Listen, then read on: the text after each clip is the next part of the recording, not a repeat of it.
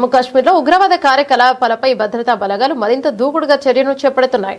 అనంతనాగ్ జిల్లాలో head constable పై కాల్పులకు పాల్పడినట్లు ఆరోపణలు ఎదుర్కొంటున్న హిజ్బుల్ ముజాహిద్దీన్ కు చెందిన ఉగ్రవాదులు ఆదిల్ తోకర్, హరూన్ రషీద్ల ఆస్తులపై అధికారులు కఠిన చర్యలు తీసుకున్నారు. భద్రతా బలగాలు స్థానిక పరిపాలన సమన్వయంతో ఉగ్రవాదులకు చెందిన ఇందులో ఆదిల్ తోకర్ ఇటీవల నిర్మించిన కొత్త ఇల్లు కూడా ఉండటం గమనార్హం. ఉగ్రవాద కార్యకలాపాలకు ఎలాంటి మద్దతు లేదా ఆశ్రయం కల్పించినా సహించబోమని స్పష్టమైన సందేశాన్ని ఈ చర్యల ద్వారా అధికారులు ఇచ్చినట్లు తెలుస్తోంది. ఈ ఘటన అనంతరం అనంతనాగ్ పరిసర ప్రాంతాల్లో భద్రతను మరింత కట్టుదిట్టం చేశారు.